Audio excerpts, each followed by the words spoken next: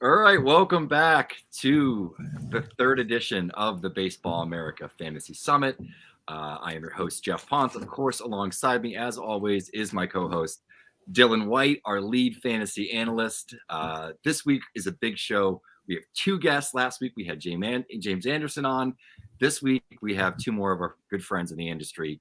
Of course, Eric Cross of FTN Fantasy, as well as Rotoballer, and Jesse Roche of Baseball Prospectus. So some very seasoned veteran rankers here, drafters, fantasy players across a bunch of different formats. They also happen to be partaking in our annual Baseball America magazine mock draft, where it is a 12-team, 30-round startup with at least 5 prospects, sort of based on a 5x5 roto scoring, where we swap OBP for average. But how are you guys today? How's it going, Eric? How you been? Doing well, man. Doing well. It's great to have, baseball back in full swing, college back up, pitchers and catches are reported. It's a fun time of year. It's like no more, there's no more lull until, November. We got baseball every day for the next 9-10 months, whatever it is. So this is my favorite time of the year. It really is. It's like Christmas. Yeah, very exciting. How about you, Jesse? I know you're a big college baseball fan, so you must be figuring out how you can get some work done while also watching games throughout the day. We start very early. I know I'm going to be cheering on my good friend Brian Sikowski with Duke. Yeah. Big Duke guy now. Oh, man. I really wish. If you can't tell, I'm in my bed right now. I have a young child, 2 children, but the youngest came in November, and I started a new job in October, so there's no time. No time. Thank you. But so you have to pick and choose your battles. So I will be leaning heavily on Baseball America and its outstanding college coverage in the upcoming season. I will try and watch as much college as I can, but I'm going to be leaning on you, Jeff, and your great team. Yeah, obviously we've had a ton of content up on the site at Baseball America. You want to dive in now and kind of get a crash course before tomorrow over the weekend. Of course, we have Teddy Cahill, Peter Flaherty, Carlos Collazo doing our draft coverage, and just, the team in general. We're all very much immersed in the game and what's going on. So that's exciting. Last but not least, Dylan, what's going on, man? I didn't give you any extravagant intro this week. No, Master of the Robo Scout. None of that stuff. Main event winner, right? I try to really build around that and get really outrageous. So people are sick of it by now. I'm just quiet. I'm in awe of Jesse able to just kind of relax in bed and just knock out a professional podcast where I'm flop sweat, anxious about saying the wrong things.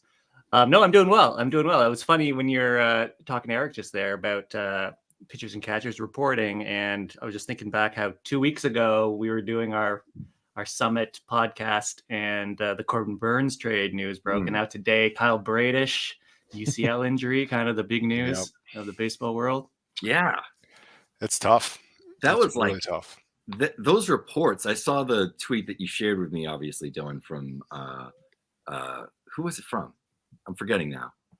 Well, Mike Petriello. Summarizing the Baltimore beat, and it was rough day for Baltimore fans. Vaseo had an elbow issue, though he was catching and hitting, so I was like, well, it couldn't be that bad. And then you had the Gunnar Henderson thing, which was all right, soft tissue injury, that's not a great way to start the season. But then it was bam, Kyle Bradish, and you were like, that's a big deal. John Means. I said this to Dylan off air earlier. I'm not shocked that he's kind of behind.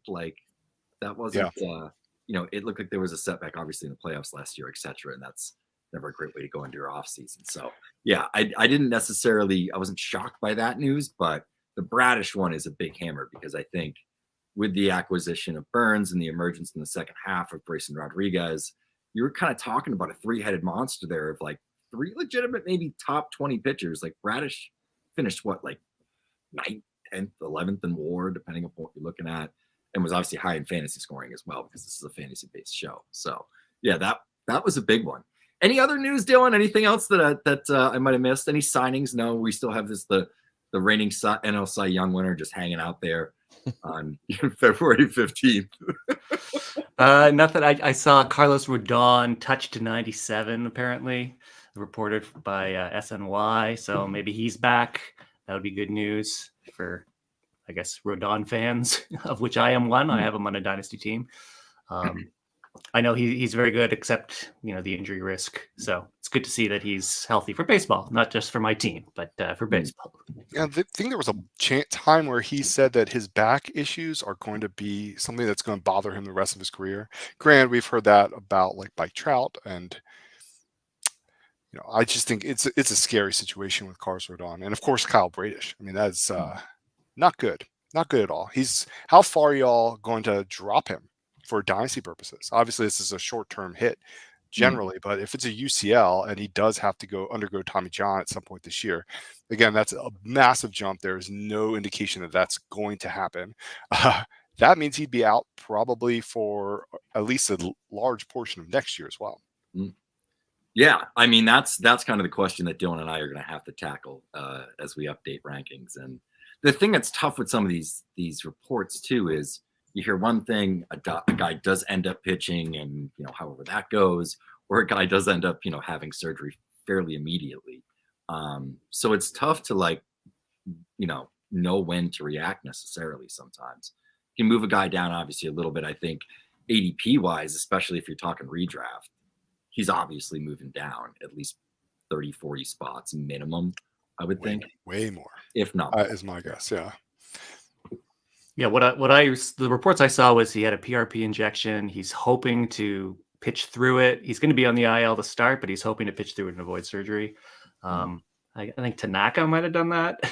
Not much of a track record of people successfully doing that, but I was literally going to say the same thing, Dylan. That's we've seen this. It's easier said than done, obviously, and we want to be hopeful with a guy like Bradish that he's going to be able to do that. But yeah, we don't really have a lot of people that have done that successfully, and that's the tough thing here. And it feels like this last year we were dealing with the Painter elbow thing, and now Bradish. It's that sucks for Baltimore.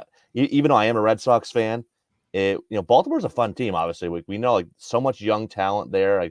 They were really good last year, and adding Burns, I'm like, all right, Baltimore's gonna be a problem if they start spending money and getting some guys in to mix in with all these young talent, and then they have this pop up. And again, maybe he will be able to pitch through it, and he'll be fine. Just a little speed bump, but yeah, definitely a big blow for them. Absolutely. But you know what? We're here. We're going to talk about this dynasty mock draft that we got into a little bit. All four of us are participants in this 12-team mock. Last week's guest, James Anderson, is participating as well as several other luminaries from throughout the fantasy industry. Want to kick it over to the room a little bit. We're going to talk to our guests first about, your initial first couple of rounds, your build. I know Dylan has been running some of the rankings based on projections, at least for year one. And you're sort of at different points. I know that Jesse's more of a competing team, or Eric, it looks like you're more of a slow build. So I'm going to kick it over to Eric first. I want to hear a little, your build, your start. I'll pull up the draft board here too, so those at home can take a look at it. Yeah, no, usually, I've always said that there's three initial draft strategies: win now, win soon, win later. I usually never go win later. It's usually one of the first two, but a lot of times you'll be in a draft room, and whether it's 11 other managers or 14 other whatever, a lot of people are trying to do that same strategy. So I think I usually find myself leaning more towards the win soon, where I'll still build a competitive team in year one. Like maybe it won't be a championship team, but still competitive. Kind of like in Highlander, we've had 2 years of Highlander. Year one, I was 10th, 11th or something. I was kind of middle pack. Then year two, I was, up at the top until my team fizzled out near the end of the season. So that's kind of where, that year 2 and 3, that's where I'm really looking to be pretty stout in. And see, I got some guys that, again, they'll be pretty good this season, like Royce Lewis, Grayson Rodriguez. But if O'Neill Cruz comes into his own this year or next year, Novi Marte, guys like that, Jackson Jobe, who's going to be, probably debuting later this season. Shane Boz, could have a good year, but, innings probably won't be there until next year, hopefully. That's kind of where I was looking to go is, all right, this team, I think would still be, competitive in the 12-teamer, 5th, 6th, 7th, year one. But then really, if I make some right moves and the guys that I draft take that next step, like the Martes and Royce Lewis's, etc., I think that could be a really, really good team, years 2, 3, and beyond. And really looking to build that contender for the long run. Yeah, and I think, when you're talking about a 12-team mock draft, of course, like it's still like it's shallow enough that Right. even a team like yours, there's a lot of upside. I think, a pick like Royce Lewis, obviously, projections may not necessarily show the upside that's potentially there, with playing time, etc. Jesse, let's go over to your squad a little bit now. You were picking right after me, so there's been a few times where like you've definitely sniped me here in the draft. But I think you had a good balance, obviously, of some younger pieces, but upside as well. And projection-wise, I think you were third in the league behind Dylan, and then of course number one was Jordan Rosenbaum. We get all surprised that number one, number two are those that are wedded to projections. Yes, exactly. Yeah, it was obviously, I think drafting out of the 9 spot is just a generally tricky spot in redraft, in startups, and honestly redrafts, but generally in startup dynasty leagues right now this year. Obviously, every year is very different, but in this year, I just think it's tricky because you're going to miss out on a lot of the top young talent, and you're going to have to either get a younger player that has a big risk associated with them, like I did with Yordan Alvarez, or an older player. And a lot of those older players, regardless of who they are, if even Mookie Betts, they have tons of risk still associated with them because they're in their 30s, and decline can happen any day, which is the real scary part. I mean, just remember Joey Votto. Not too long ago, he was a superstar, age 33, and then age 44, the cliff occurred. Guess who's entering his age 34th season this year is Freddie Freeman. Not that there's any indication that that's coming, and I know you drafted Freeman, Geoff, but it's just scary in my mind trying to, early in drafts, go with an older option. So I typically, in startups, aim for under 30 and ideally under 27, so that even if there's a step back for that player, they're going to retain their value year to year. At least some of that value. That young players, someone like Jazz Chisholm, for example, had a really bad year last year generally, but he's still quite valuable for dynasty purposes. And that's my general take. After Yordan at 1, I went with Ellie De La Cruz at 2 in my second pick. And Ellie, I'm sure, is going to be one of the most divisive players this draft season in all formats, particularly in redraft. And honestly, in redraft, I'm probably not going there just because I do think there's a lot of risk this year with Ellie. In Dynasty, I'm still very, very high on him. You can't teach or learn the type of skill and talent he has. It's freakish. He's the fastest player in baseball, period. End of story. And, he stole 35 bases in limited action. I think it projects well over 50 bases over a full season. Even if he struggles with his approach, with contact, he's going to probably play when he gets when the Reds are comfortable letting him play. And, the power will come. Even if he's hitting 220, 230, he's going to hit for power. He will steal bases. He'll have a lot of value, even if that happens. But I really think that there's upside here pretty quickly for over 250 average, with well over 20 home runs and a boatload of stolen bases. And early projections are honestly probably a little pessimistic, but he does compare similarly to what we saw from like Bobby Witt Jr. as after his rookie season. That's fair. Dylan, why don't you chime in here? What are your thoughts on Ellie De La Cruz and what Jesse was just discussing? I definitely agree. I went out and traded for him in a few different dynasty leagues this offseason, including my 30-team league, which is like my home league that probably gets my most attention. So I put my money where my mouth was there. I definitely agree with you. What are your thoughts on that, Dylan? Because I to be honest, I would have gone Ellie if you hadn't picked him there. There was definitely a couple expletives that were shouted. And I probably would have went Gunner. I probably would have went Gunner if James hadn't taken him ahead of me. So yeah, everyone's sniping. Me too, yeah. Everyone's sniping each other. So I strongly considered him where I took Luis Robert too. I think he's gonna be that good. And people kind of forget like Ellie was on a 20-53 pace while dealing with the ups and downs of being a rookie and the approach issues everyone likes to bring up. But then again, go look at the contact rates. Are they great? No. But are they like downright terrible? Also no. You know, like I actually put up a tweet that people didn't like, but his contact rates, I think I put up like zone contact, swinging strike, maybe one or two others, chase, whiff, whatever it was. There was like 4 or 5 of them compared to his rookie year, compared to Aaron Judge's 2022. They were pretty close. So now I wasn't trying to compare the two. That's people took it as, but it was to show that they weren't as bad as people were kind of saying they were. So like, yeah, he's got something to work on, but the upside is 35 plus, 50 plus in arguably the best hitters park in baseball.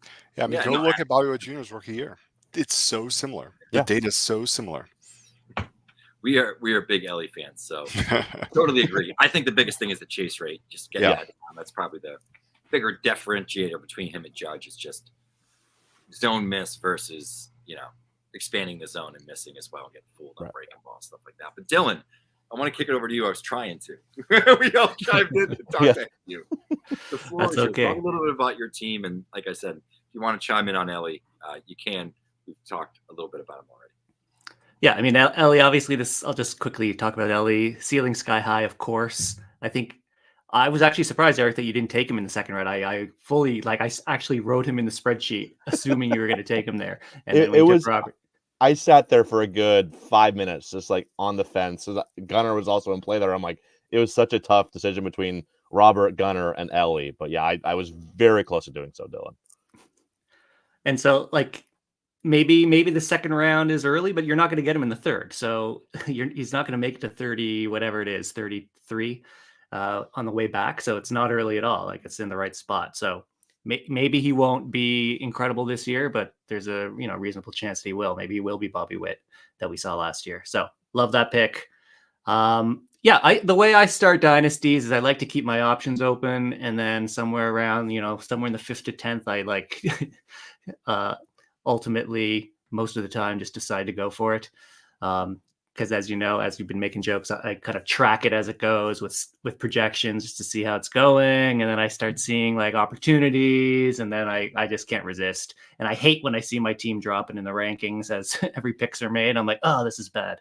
I started young, Tucker, Vlad, Junior Caminero in the third, which kind of made me think maybe I'm going to be rebuilding because, he's not maybe going to be a 30 home run guy this year, of course. I wanted Bo Bichette in the fourth, and Jeff, you sniped me there. Not happy about that. So I went with Pablo Lopez.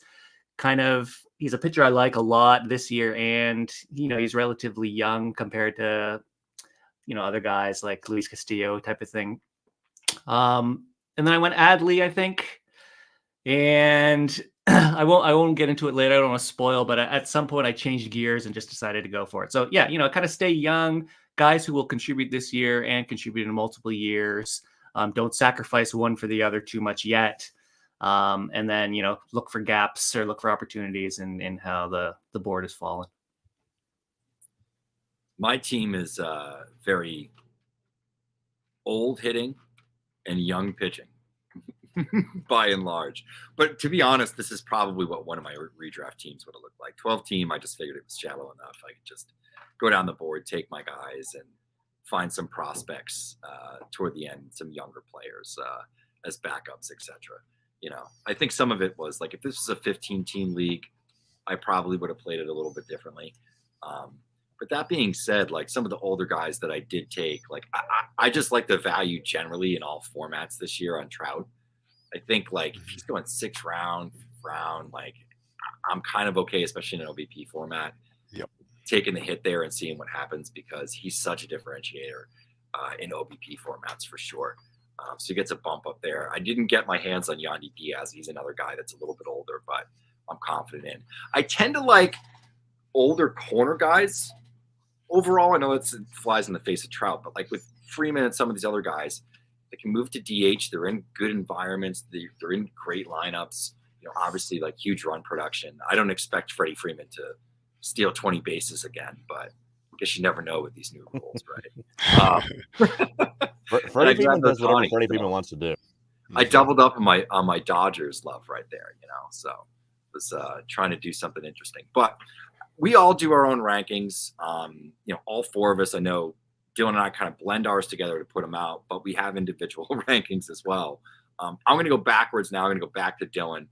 How much did you stick to your individual rankings versus the group ranking? Because I know for myself, I kind of stick with our blend because I think it gives us gives at least me a good balance of like the guys that I'm really high on and those that like maybe I'm too high on, and it tempers those expectations and kind of blends in some of the data and obviously projections, etc.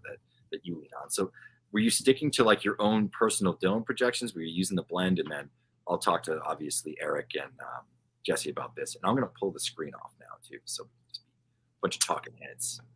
I used the blend to start. I had that set up because I want to know who you would like to, since we're sitting beside each other in the draft room, so to speak.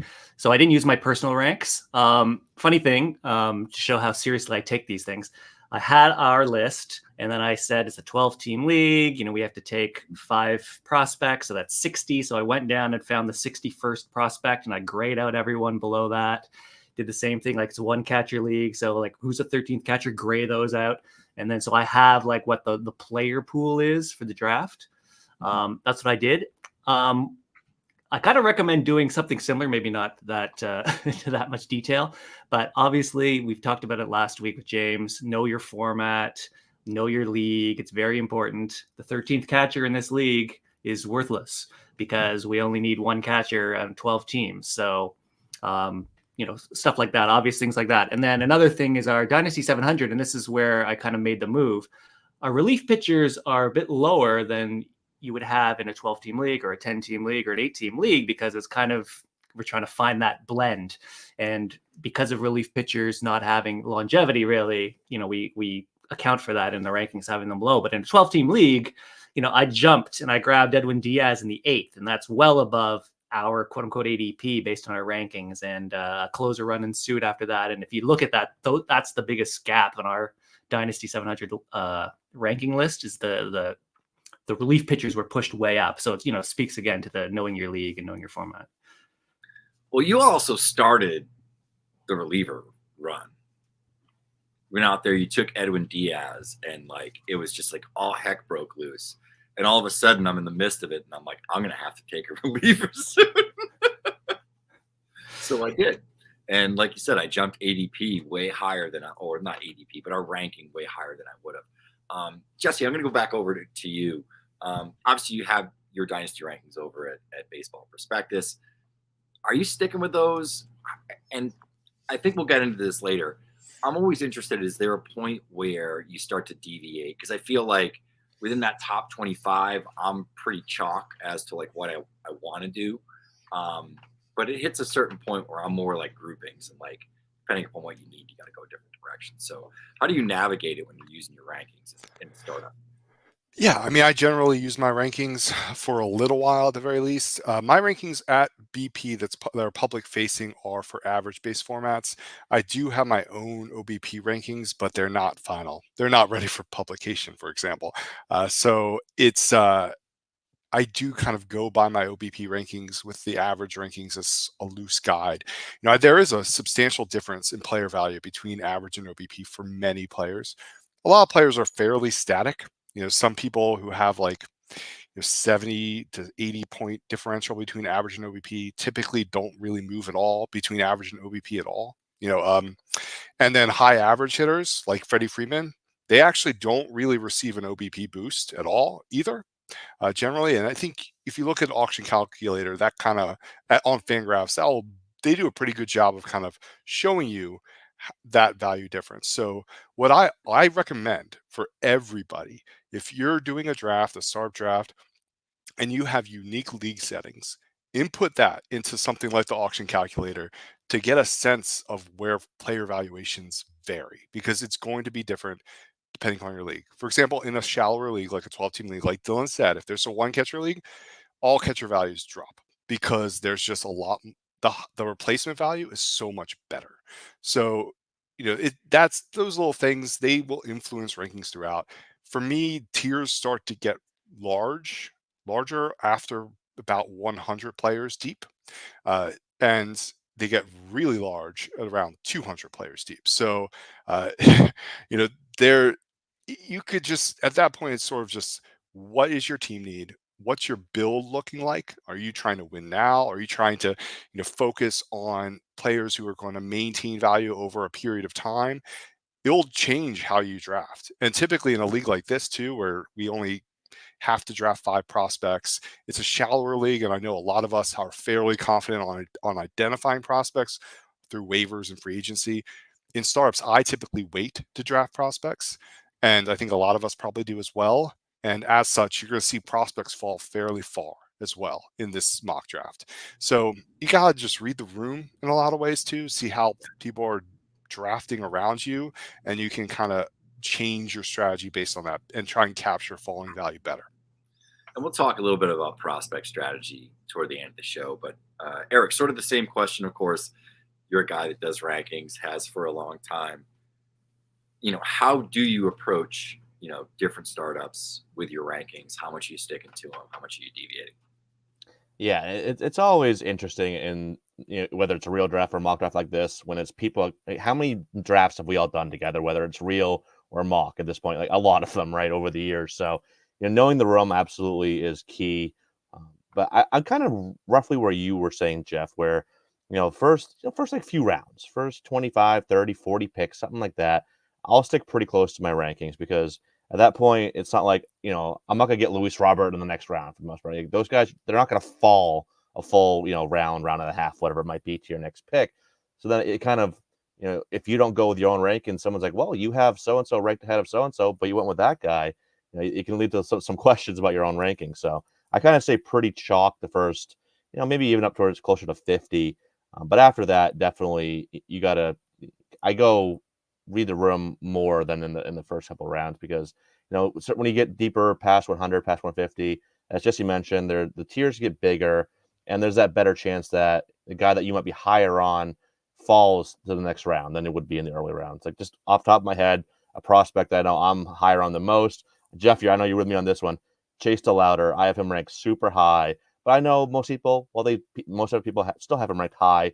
I could probably wait to draft a guy like DeLauder a few rounds later. So I'm I do on the try clock to. right now, Eric. Oh, are you are on the clock? Yeah. Don't be taking my boy Chase. All right, leave Chase for Geoff or I to take. But yeah, no, I do, like I said, finish what I was saying. As the draft goes on, I know the guys for the most part that I'm higher on than Geoff, James, Jesse, etc. So I do tend to all right, I'll wait a little bit as I know I can get that guy a couple rounds later, and I'll go after another position that I need that I know this guy is going to last another couple rounds. So yeah, you definitely deviate further and further, just knowing the room and further along in the draft. I'm going to throw a curveball here just because it was something interesting that you said. Do you guys ever, when you're going into a draft, a startup, for example, and it's a real draft, we'll say however deep, 20 teams, and you're in there with people who you might know make rankings, others where you may not necessarily know who they're reading consistently or who they follow. Do you go out there? I subscribe to like a million different services, so I have access to like everybody's rankings. And when I do that, like I will accumulate like everybody's rankings into a spreadsheet versus mine, look at differentials, like, the differential in rank, and then also kind of come up with a cumulative sort of ADP sort of based off of that at times. I didn't do that for this one because it was a mock and I kind of was just, didn't need to. It's just looking at my own rankings versus the draft room or whatever, and, sort of cross-referencing that with some VLOOKUP action. But yeah, no, I mean, I definitely try to pull in other people's rankings and get an idea of consensus. Because like in my 30 team, long time dynasty league, we just finished our FYPD and it goes 300 picks deep. And there's certain players where like, I know they're reading Eric, or I know they're reading Chris Clegg or Jesse or James Anderson, and it's pretty clear, like, all right, I can look at James's like, whatever, link up with his rankings and be like, all right, this is where so-and-so is going to go next round. It's going to be one of these 3 guys. And quite often that's kind of the case. So I think it's something that if you're a consumer of content too, you can do that, because I'm sure a lot of you that are out there are subscribing to multiple different sites and services, etc. you can accumulate that in your own spreadsheets and Google Sheets and, figure all that stuff out. I think that's a great strategy. I 100% recommend that. And I think it's particularly interesting when you're in these leagues with these people and sending offers to James Anderson that he's going to accept because he ranks one player way ahead of the other one. So it's like a lock.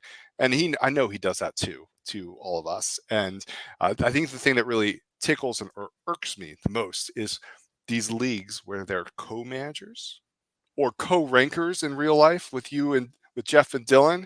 I can't get a clear read on you, Jeff, in our leagues. I can't get a clear read on who you value because you combine your rankings with Dylan. But yeah, co-managers. I know that James is co-managing with Eno Saris in Devil's Rejects, and he keeps rejecting a trade that I've been sending him and adding to my side. He keeps rejecting it. It's Will Benson, who I know he loves, and I have. And he keeps rejecting it, and it's ticking me off. It's probably Eno. Eno's the one who's doing it all. There you go. Dylan, I want to talk to you a little bit about that in terms of, you obviously do a variety of different drafts. How much of trying to sort of read the room ahead of time and have an idea of like what type of players your opponents like, etc., is something that goes into it for you? I'm sure that there's times you obviously can't figure that out, but you obviously are the reigning co-manager main event winner. So, I mean, it's huge. You're trying to find every edge you can get in fantasy. Every little advantage you can get is going to be helpful because the floor of fantasy players is so high now. There's so much content. There's so much great content. Things that were like maybe something that you thought you knew that no one else knew. Like everyone knows that now, type of thing. And so it's very hard to find any edges or any margin. So anytime you can, if you know that someone uses a certain set of rankings, you gotta, it's not take advantage. I mean, they like those rankings. You're not cheating, but you take advantage to see how that fits your build and your roster and your strategy. So if you know your opponent's tendencies and you know how they rank people, you can optimize accordingly. So definitely huge for me. I mean, I co-manage an FBC team with Jordan Rosenblum as well, so I know his tendencies. I know he's very projection based. I know we share a lot of similar players that we like. I kind of know how the draft's going to go. I made a joke earlier in this draft. I'm like, hey, you're up, so I assume you're taking Rodon and DeGrom, and he ended up taking Rodon, and I can't remember who the other one was. It wasn't DeGrom at that point, but it's like if you know the tendencies, it can kind of help shape the way you play the game.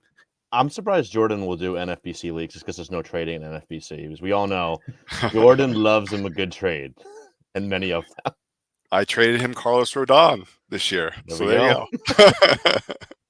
Yes. Shout out to Jordan in Finland right now. It's 2:30, almost 3:00, 3:00 in the morning, right? Something like that. Something like that. So, I'm sure he's getting his Z's in right now, or sending trade offers in Highlander. That's possible. Do you think he ever dreams about sending trade offers? Oh yeah, probably. Probably. Dylan, weigh in on that one. You probably have some insight. Has he ever talked about like subconscious trade offers, dreams, night trades, almost like night? I don't want to violate the co-managing privilege that we have. They're revealing too much. So, I want to go into our sort of final topic here. I think this is interesting because it's going to depend, obviously, upon the size of the league. So let's forget about the mock here for a second, where it's 12 teams and it's 30 rounds. In a 20-team league, startup draft, where let's say, there's a minor league setup, there's some incentive with prospects to, call them up. What's your prospect strategy like, Eric, in a league like that? 20 teams, let's say there's 400, 500 prospects rostered, after the draft is all done and the dust is settled. You're going to attack it differently than you are in a 12-team league. But in a league like that, where prospect capital is probably a little bit more valuable, when are you going to start to go after some of those top talents and some of those back end of the 100 guys? Where do those guys end up falling sort of in your strategy? Yeah, no, it's definitely different the deeper you get, because obviously you can take a lot more risks when you're in a shallow league, because the replacement value is so much higher, obviously. But I've always tried to, my analogy always is, you look at the movie Shrek when he says onions have layers. I like to say prospects have layers, at least on my team. I like to layer my prospects in a way where I always have, I have some that are contributing right now, like your Colt Keith types, your Jackson Churio types, guys that are going to impact me right away. And then I'll have some other guys that are maybe, later this year, Jackson Job types that are impact me soon. And then you mix in, I'll sprinkle in the guys like Joendry Vargas and Sebastian Walcott that are, a couple years down the road.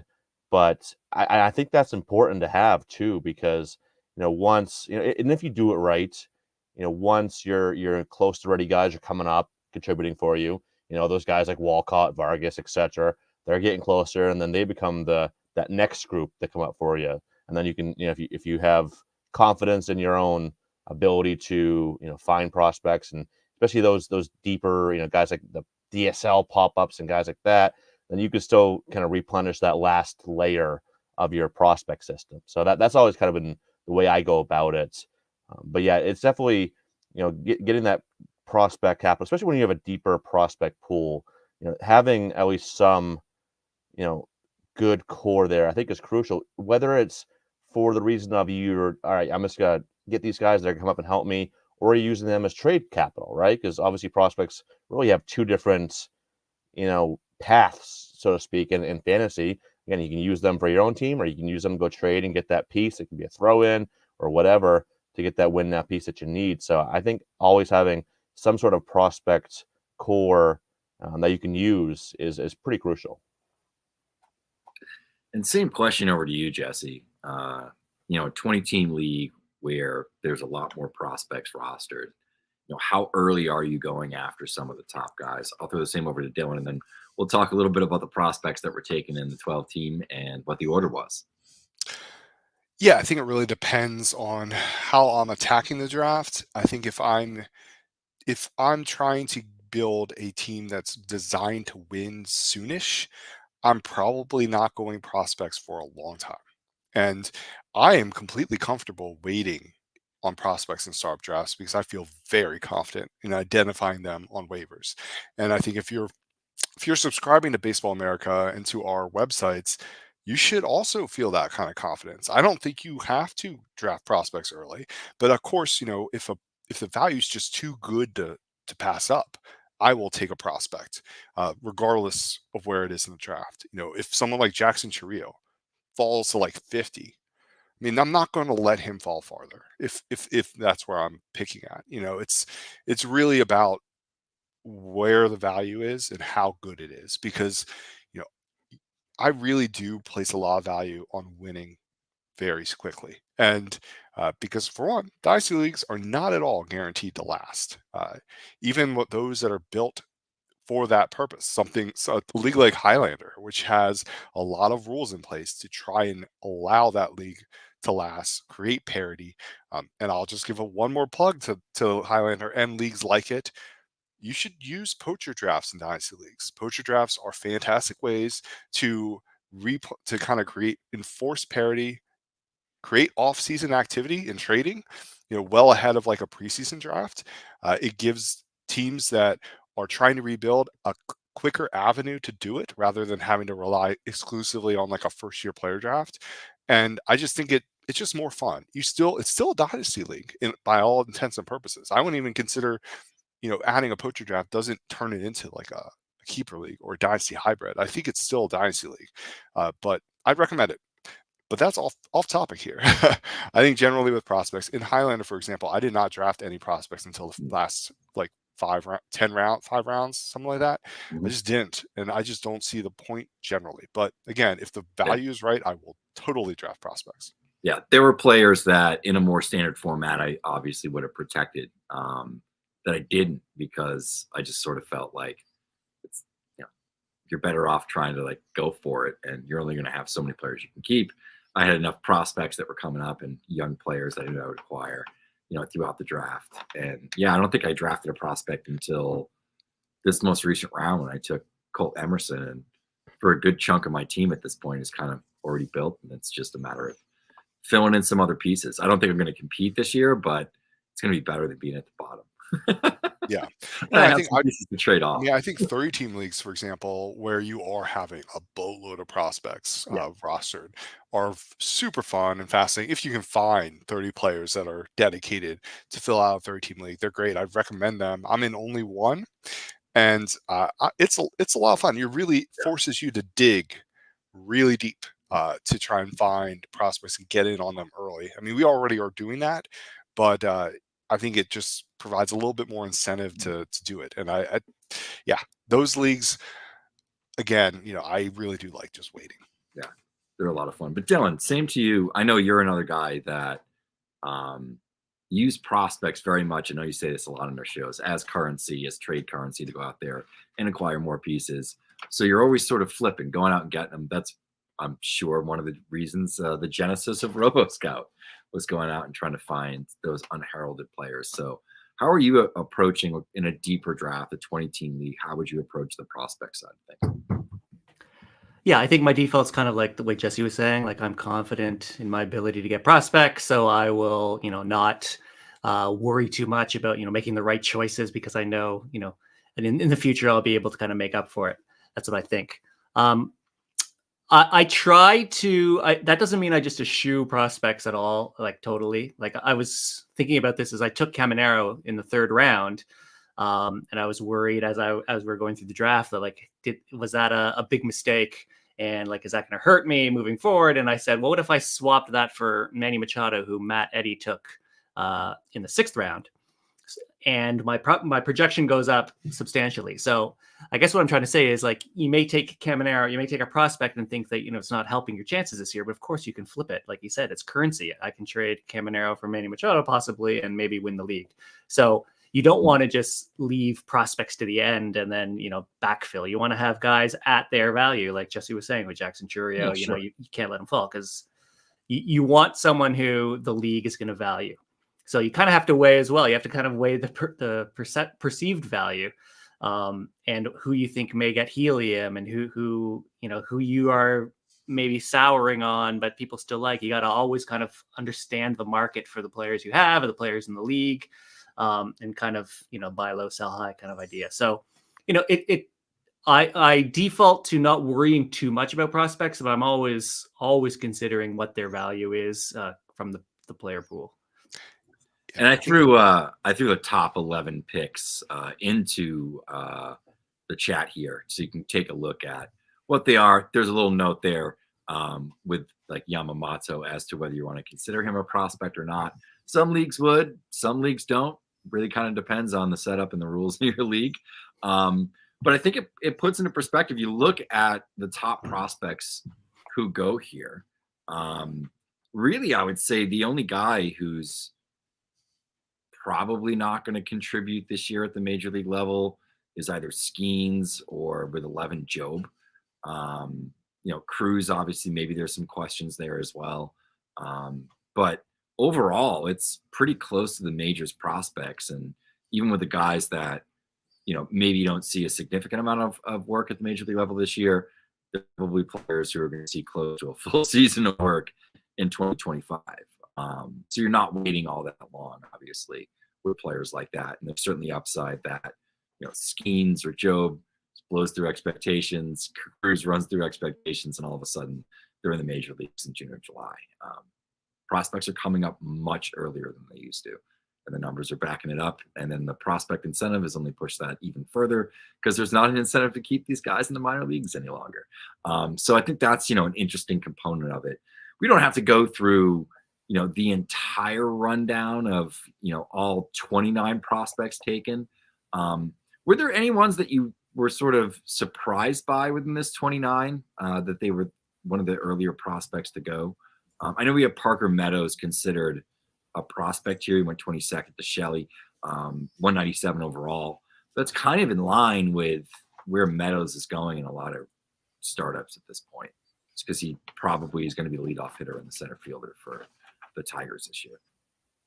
Yeah, no, I thought that was solid value on Parker Meadows. He said lead off. He's gonna be hitting in front of some pretty good hitters at top of half of the lineup. Could be pretty solid, and he's shown that 2020 upside. Like I've been scooping him up in redraft everywhere I can because his ADP was like 300. I think it's pushed up a little bit, like 275 or so now, but I think that's still great value. But honestly, there wasn't a ton of big surprises here. I mean, it's pretty. I won't say chalk, but there wasn't anybody that was picked super early that I was like, oh wow, that was really high, or it might have been high for my own rankings, but I know that person that took that player is much higher. Like this first one pops in my mind. I know James is insanely high in Xavier Isaac, and he got that one right. He was kind of high on him when not many others were last year after the draft. So I am kind of surprised that maybe that James Wood fell as far as he did. He fell to 220. I thought maybe he'd go 50 picks earlier than that. But outside of that, I think it was actually pretty chalk. But I guess the one thing I will say, I am maybe surprised that Langford and Holiday didn't actually go a little higher, like maybe inside the top 20 or so, because I've seen them go that high in other drafts that we've done, whether it be real or mock drafts. So maybe the overall numbers for some of these guys were a little low, but the order, not really that surprising. How about for you, Jesse? Any surprises? Anyone that jumped out to you? The one that jumped out to me was that Jet Williams went above Walker Jenkins, but at the same time, I think in an LBP league, there's probably a case for it. He's a little bit closer, but Jenkins for me all day on that one. Yeah, I thought that Jet was a bit high as well. I thought both Imanaga and Young Ho Lee, which I know Ross is very high on both of them. I thought they were both way too high in this type of format. In a 12-team format, neither of them really have the type of upside you should be chasing that high in my mind. I really love Imanaga too. I rank him just outside my top 200 for like a 15-team league. So I do really like him. But in a 12-team league, I wouldn't take him probably in the top 250 just because of his profile. You're going to hear a lot of people say he's like a 4 or 5 starter. And yeah, that may be what he profiles a little bit as a major leaguer. But I think there's a lot more upside there than what's typical for his type of arm. I mean, I kind of feel like he's Nestor Cortez with even maybe a little more upside. And Nestor Cortez had obviously a fantastic 2022. And, if Imanaga did something like that, would that really surprise a lot of people? I mean, it wouldn't for me, to be honest. I really do think he's really good. So I don't know why I'm necessarily bashing these picks because I have obviously like Imanaga, but I do think it's a little early for him. But yeah, Lee, for example, I just don't think there's going to be a lot of fantasy impact in terms of he's basically Luis Arise 2.0 in a lot of ways. He puts everything on the ground, near 60% ground ball rate in the KBO last year. He's always put everything on the ground throughout his career. His home park's not going to do him any favors in terms of over the fence power. I don't think he's going to hit 10 home runs. I don't think he's going to steal 10 bases. He's only stolen 10 total in the last 2 years. I just don't think he's going to provide power or speed. He'll give you average, but I also question what type of OBP boost he's going to receive because, obviously Luis Arise, he plays down in OBP formats just because he's a high average player. High average players, they play down OBP. I think Lee gets dinged in OBP. So I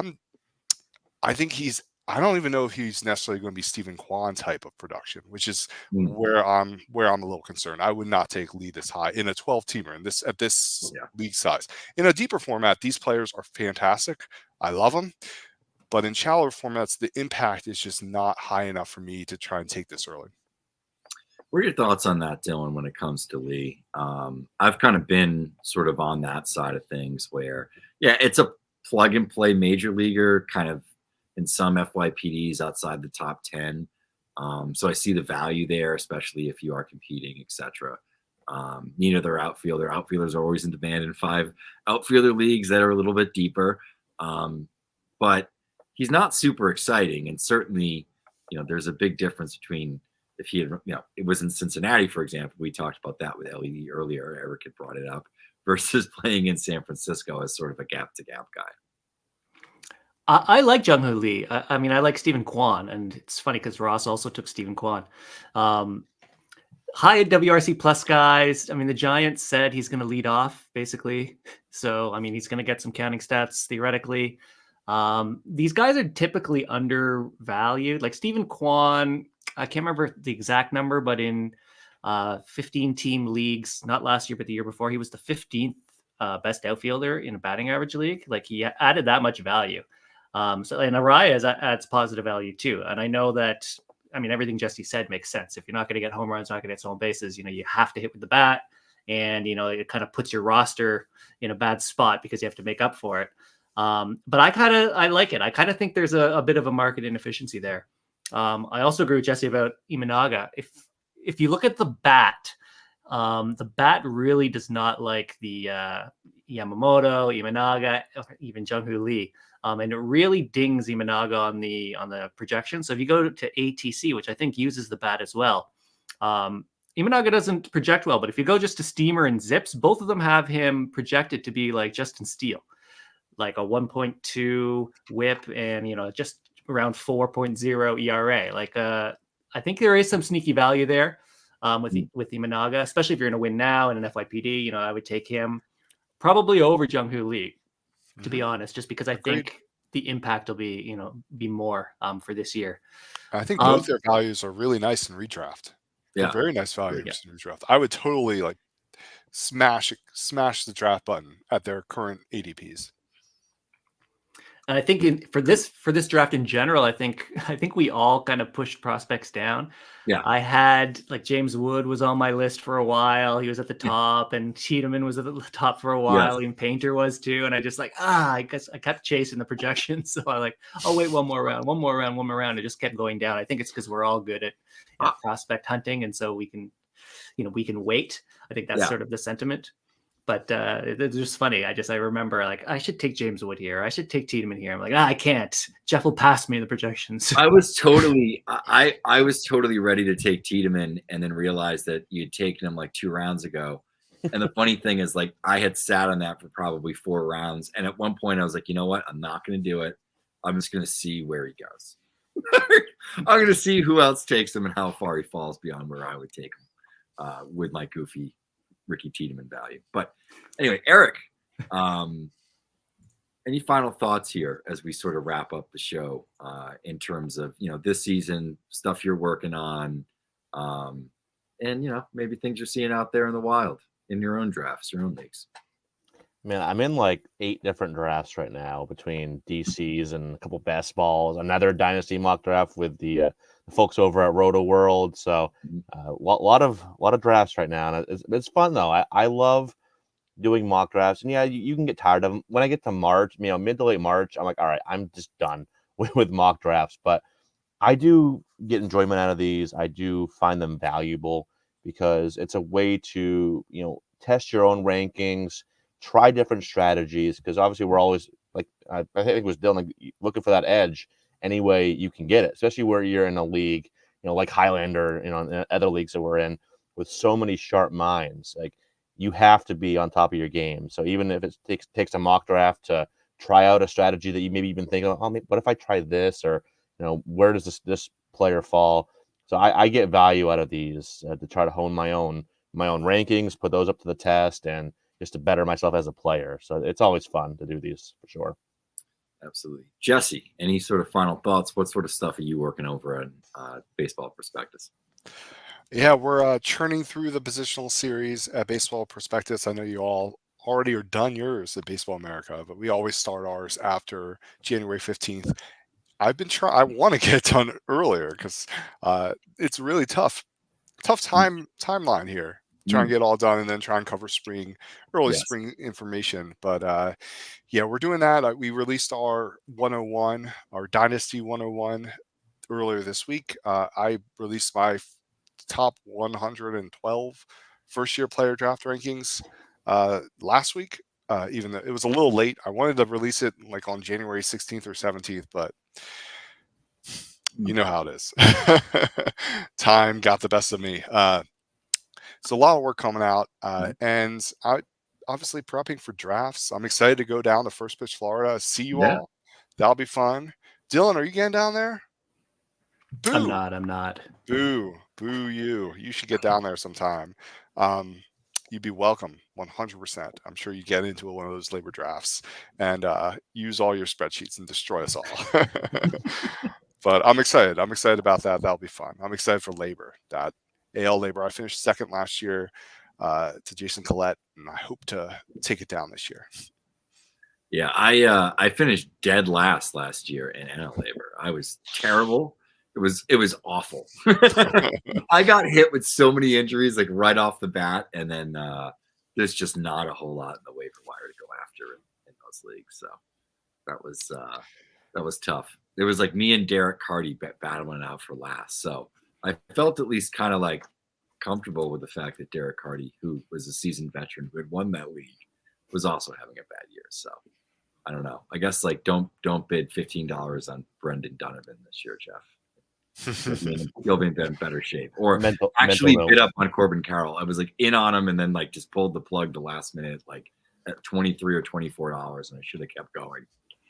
Well, hey, I bought Jacob deGrom, so that could happen. I still finished second, but so it didn't happen. Yeah. No, it was a lot more than just one pick with me. It's like my entire team is terrible.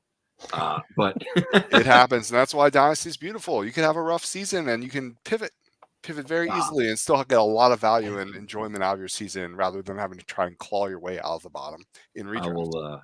I will hopefully be back in a better position this year, but we'll see. There you go. Got to go through the NL player pool. Dylan, any closing thoughts before we wrap this sucker up?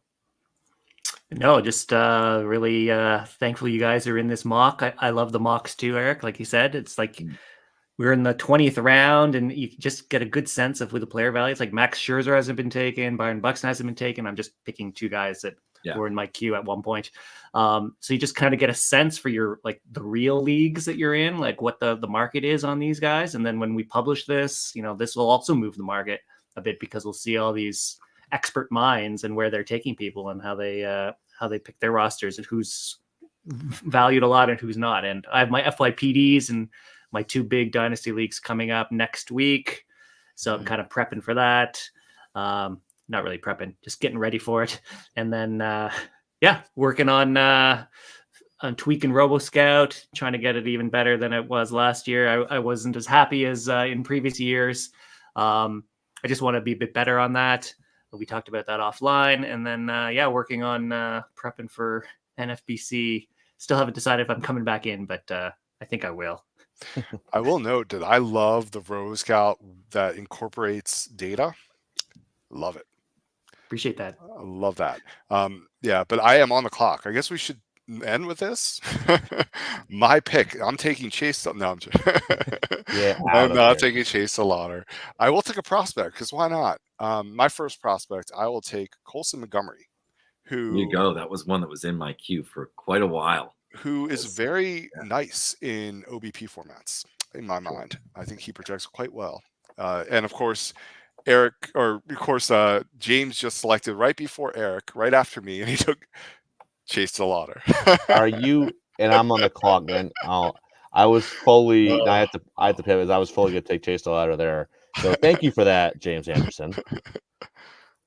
Well, I think that means that I'm now on the clock. So I'm going to go into the draft room now and make my pick, and we're going to wrap up here. But I want to thank Jesse Roche of Baseball Prospectus, Eric Cross of Rotoballer and FTN Fantasy, of course, my co-host Dylan White, all of you out there that tuned in and watched, all of our subscribers, of course, and check Baseball America. We've got all of our fantasy rankings up there, all our positional rankings. We have our top 700 up.